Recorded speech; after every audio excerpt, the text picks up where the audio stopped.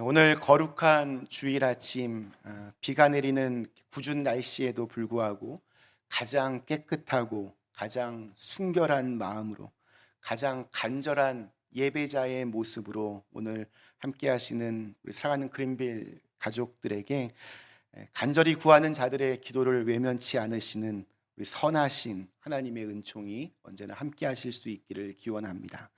또한 지금 전쟁과 폭력으로 불안과 두려움 속에 신음하는 우리 우크라이나를 주님의 샬롬으로 평화의 길로 이렇게 인도해 주시기를 기원합니다.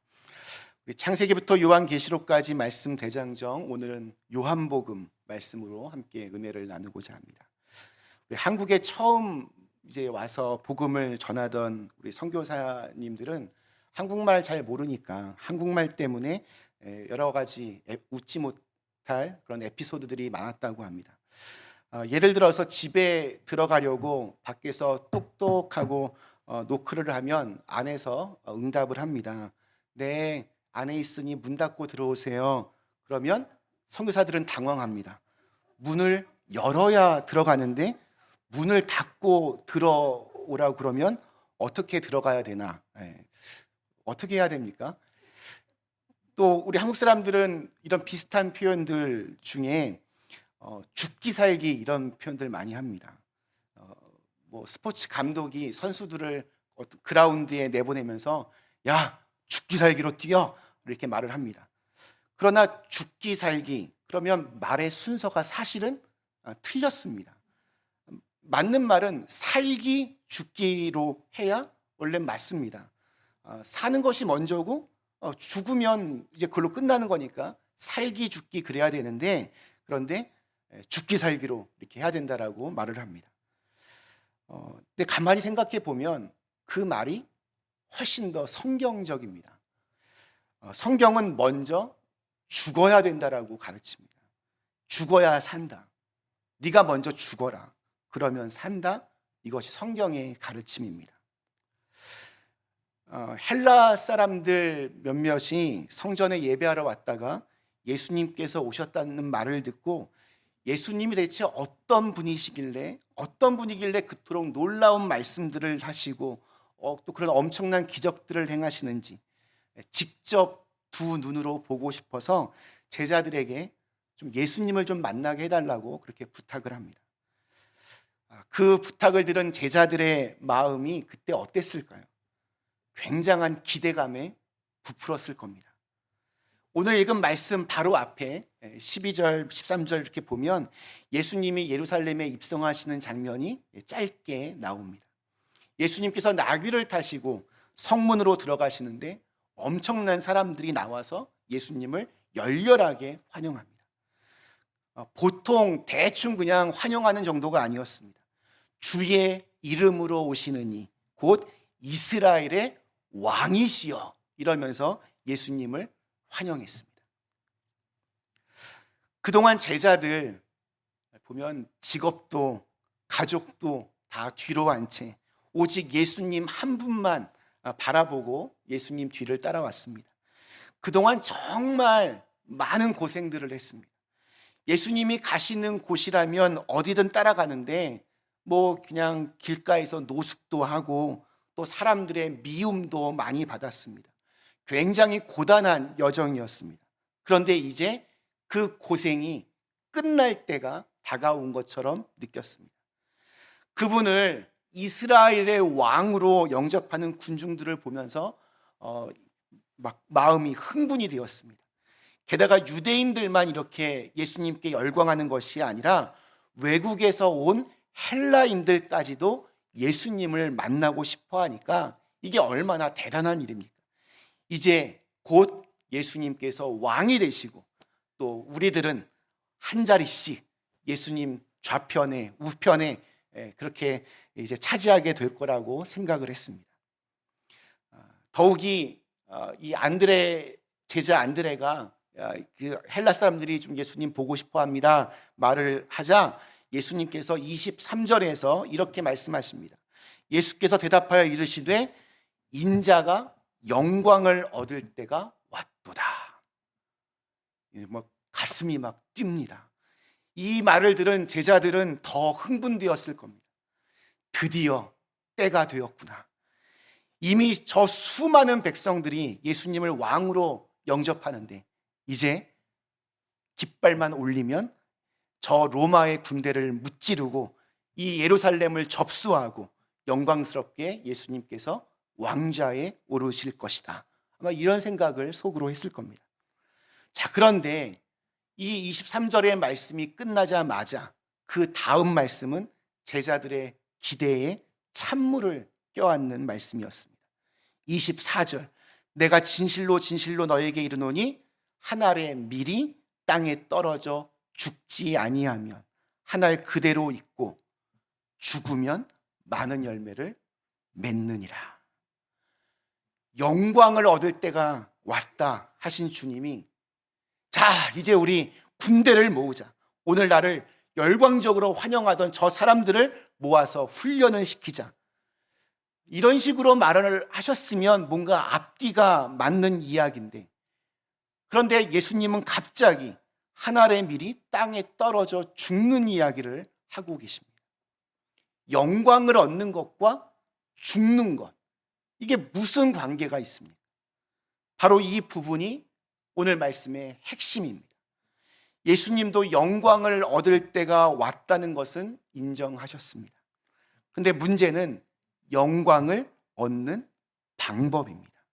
그 방법에서 예수님과 제자들은 달랐습니다. 제자들은 예수님께서 왕이 되시는 것이 영광을 얻는 거라고 생각했습니다. 그러나 예수님은 영광의 자리에 앉기 전에 한 가지의 관문을 통과해야 한다고 하셨습니다. 그 한 가지는 다름 아닌 죽음이었습니다. 한 알의 밀이 땅에 떨어져 죽어야 많은 열매를 맺을 수 있다는 겁니다. 많은 열매를 원하느냐? 그러면 먼저 죽어라. 영광을 원하느냐? 먼저 죽어라. 살기를 원하느냐? 먼저 죽어라. 이것이 예수님의 가르침이었습니다. 그리고 예수님은 이 놀라운 비밀을 얼마 뒤에 직접 실천하셨습니다. 예수님은 우리의 모든 죄를 짊어지시고 십자가에 달려 죽으셨습니다. 그 후에 영광스럽게 부활하셨고 하늘로 승천하셔서 영광스러운 보좌에 앉으셨습니다. 죽음이 먼저였고 생명과 부활과 영광은 그 다음이었습니다. 먼저 죽고 나중에 영광스럽게 그렇게 올라가셨습니다. 제가 오늘 새벽까지 이 이야기를 할까 말까 굉장히 망설였던 어떤 분의 간증이 있습니다.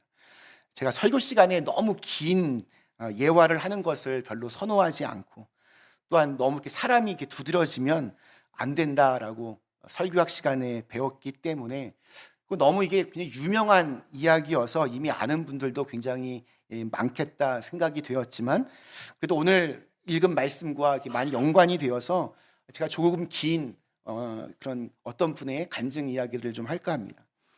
지난 2007년에 75살의 나이에 세례를 받은 것만으로도 수많은 뉴스를 쏟아내게 했던 이어령 교수가 어제 아침에 하나님의 품 안에 안겼습니다.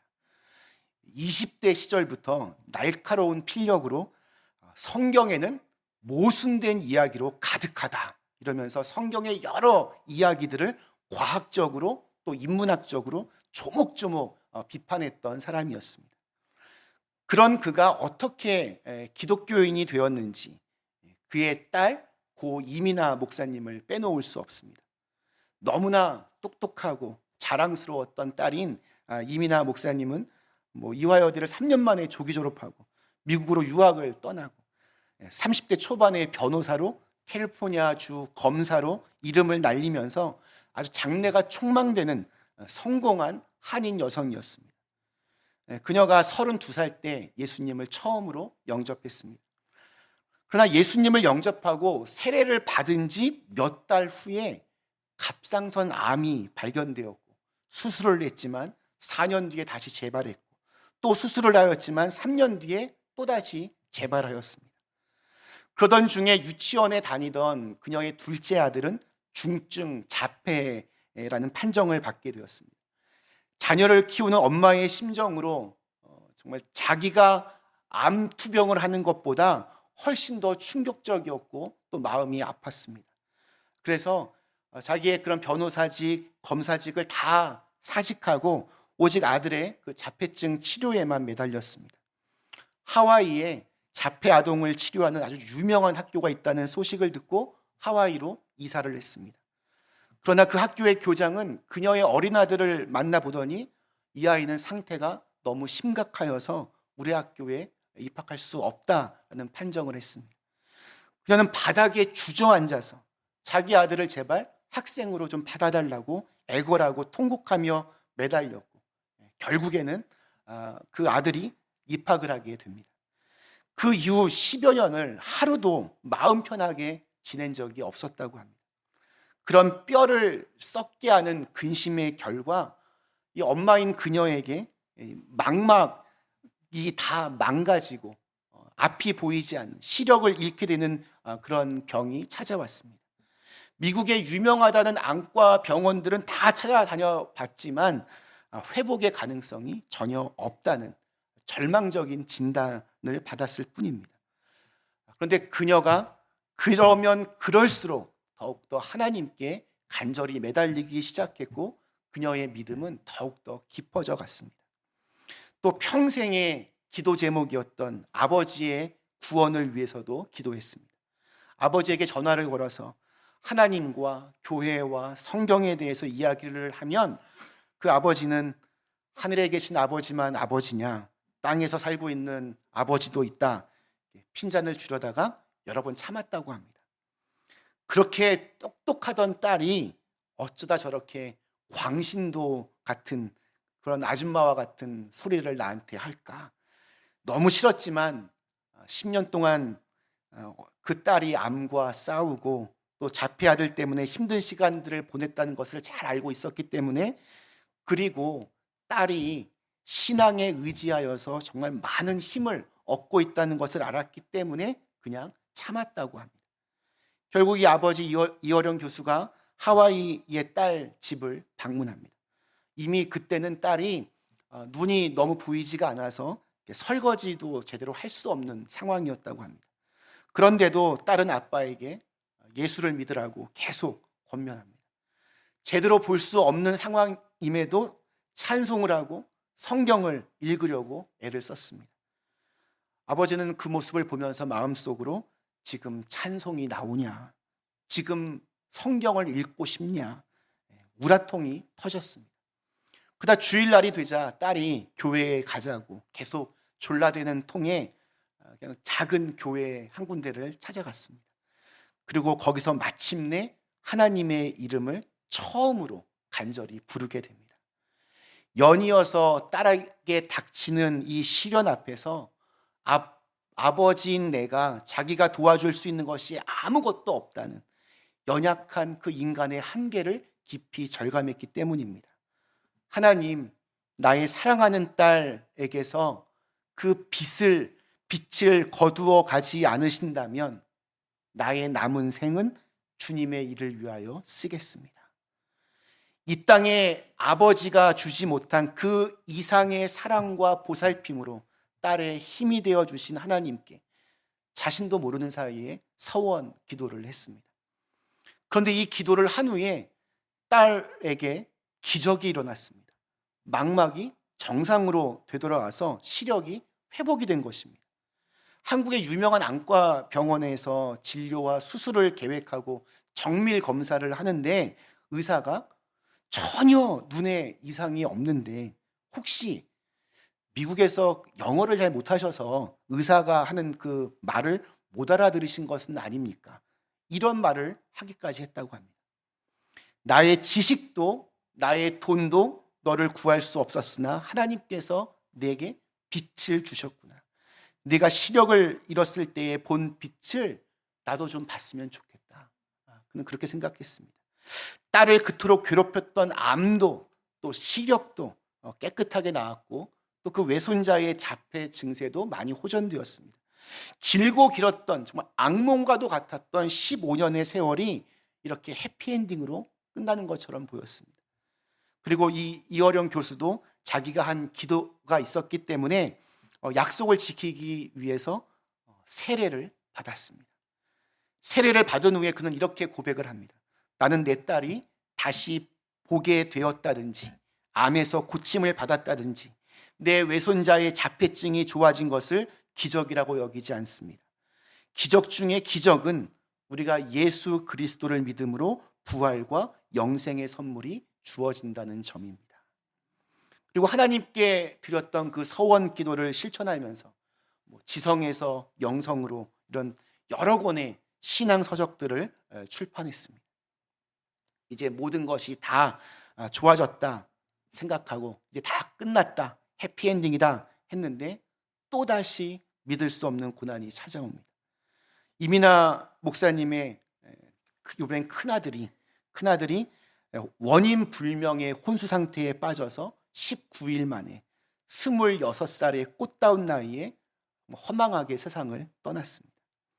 견딜 수 없는 슬픔과 좌절의 시간들이었지만 그걸 또 믿음으로 잘 견디고 이겨내면서 그녀는 2009년에 목사 안수를 받게 됩니다. 세계 곳곳을 다니면서 특별히 좀 비행 청소년들에게 예수를 전하는 일을 감당했습니다. 그러다 결국에 2012년 53세 한창 나이에 하나님의 품에 안기게 되었습니다. 딸의 빈소를 지키던 아버지 이어령 교수는 딸이 마지막 순간 많은 이들이 기도하는 가운데 조용히 눈을 감았다. 하나님의 축복이었다. 이런 말을 합니다. 그리고 이 이어령 교수가 죽기 직전 최근 인터뷰에서 그는 이런 고백도 합니다. 딸과 외손자들로 인한 고난 극복의 과정을 지켜볼 기회가 아니었다면 나에게 하나님을 믿는 믿음의 기회는 찾아오지 않았을 겁니다. 그렇게 보통 사람은 참 경험하기 힘든 극심한 시련과 아픔의 시기를 믿음으로 이겨나간 딸이 하나님의 품에 안긴 지 10주년이 되기 직전에 아버지 이어령 교수도 하나님께로 돌아갔습니다. 신문 기사에 아들이 전하는 이어령 교수의 아들이 전하는 마지막 30분의 모습이 참 인상적이었습니다. 허공을 아주 또렷하게 30분 정도 응시하시더라. 마치 아주 재미있는 걸 지켜보시는 듯한 표정이었다. 어떻게 보면 황홀한 얼굴이었다. 임종 직전 마지막 가족 예배를 다 같이 드린 후 이어령 교수는 그렇게 하나님의 품 안에 있는 딸을 만나기 위해서 하늘로 돌아갔습니다. 세상에서 내가 가장 똑똑하고 아는 게 많고 능력이 뛰어났다고 자부하면서 실제로도 자타공인 한국의 지성을 대표하던 그가 영성의 세계로 그렇게 귀의한 것은 딸 때문이었습니다. 한 알의 밀이 땅에 떨어져서 어떻게 열매를 맺게 되는지를 우리에게 보여줍니다. 이 이어령 교수와 또 이민아 목사의 이야기도 너무나 감동적이지만 사실은 예수님의 이야기는 훨씬 더 감동적입니다. 예수님은 자기를 비워서 하늘에서 인간의 몸을 입고 이 땅에 오셨습니다. 우리의 죄를 해결하기 위해서 십자가에서 죽으셨습니다. 그리고 땅에 묻히셨습니다. 예수님이 십자가에서 죽으시고 땅에 떨어져 죽으신 한 알의 밀알이 되자 예수님 안에 있던 생명의 씨앗들이 이 땅에 생명 없이 살면서 아무런 소망이 없던 많은 사람들에게 열매로 맺혔습니다. 유대인, 이방인 가릴 것 없이 십자가에서 죽으신 예수님을 믿는 자들마다 새 생명의 열매가 맺혔습니다. 새 생명은 사람들 안에 있던 불안을 평안으로 바꾸어 주었습니다. 절망을 소망으로 변화시켜 주었습니다. 불행을 행복으로 바꾸어 주었습니다. 마귀의 자녀요, 진노의 자녀들을 하나님의 자녀요, 사랑받는 자녀로 그렇게 바꾸어 주셨습니다. 그리고 그들을 통해서 복음이 전해지고 예수님이 우리의 생명을 위해 죽으신 하나님의 미랄이 되심을 전해지고 이 기쁜 소식들을 듣고 또다시 곳곳에서 많은 열매들이 맺혀졌습니다. 지난 2000년 동안 이 일이 세계 곳곳에서 계속적으로 반복이 되어서 오늘날 이 땅에 수많은 사람들이 영생을 소유하는 엄청난 생명의 번식이 일어난 것입니다. 우리는 내가 영광을 받기 위해 예수를 믿는 것이 아닙니다. 내가 하늘의 밀이 되어서 땅에 떨어져 죽을 때 내 삶의 흔적을 통해서 누군가 새로운 생명을 얻게 되고 또한 그것을 통해서 하나님께 영광을 돌리게 되는 생명의 원리를 믿는 것입니다. 지금 내가 죽어야 하는 곳은 내 가정일 수도 있고 내 욕심일 수도 있고 내 자존심일 수도 있습니다. 그러나 내가 죽으면 그곳에 하나님의 구원이 임합니다. 말씀 마치겠습니다. 사랑하는 그린비 가족 여러분, 창세기부터 요한계시록까지 말씀 대장정 오늘 요한복음의 말씀을 나누었습니다. 죽어야 삽니다. 이어령 교수가 마지막으로 쓴 책은 작년에 출판된 딸에게 보내는 굿나잇 키스입니다. 그 책에서 그는 이렇게 말을 합니다. 내가 눈물로 품어주던 땅끝의 아이들은 지금 어른이 되어 다른 아이들을 품어주고 네가 학생들에게 남긴 마지막 말들은 젊은이들의 입을 통해 지금 다른 마당에서 이어져 가고 있다. 죽음이 허무요 끝이 아니라는 것을 너는 보여주었다.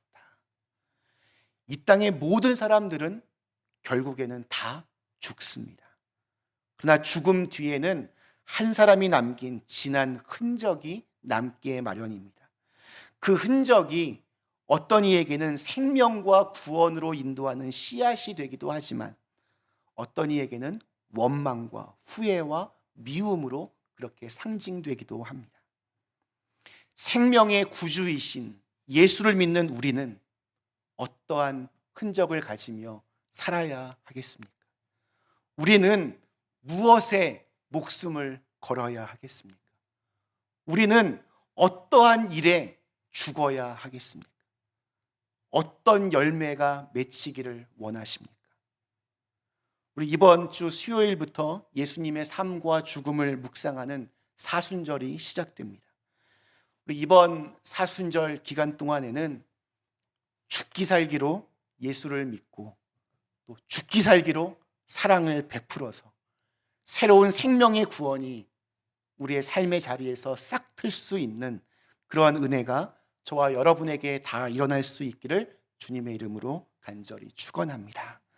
우리 주신 말씀을 생각하시며 잠시 함께 기도하시겠습니다.